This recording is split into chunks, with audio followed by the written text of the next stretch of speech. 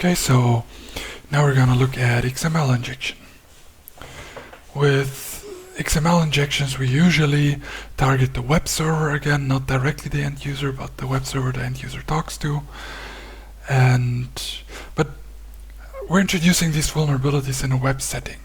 Keep in mind that they can also be used for other settings, for example, for escalating privileges locally or something like that.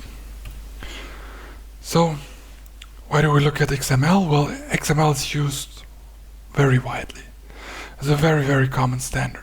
You might not notice this as an end user, but a lot of programs, a lot of protocols, especially when it comes to Microsoft, use XML to store data.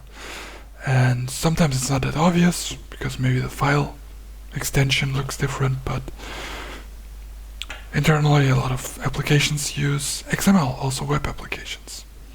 So, what does an XML document look like? Well, we have an XML header, an encoding and the version, and then we have very similar to HTML. HTML used to be XML conform.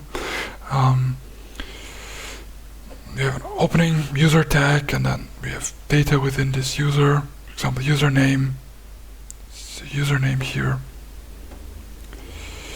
A password, user ID, email, whatever.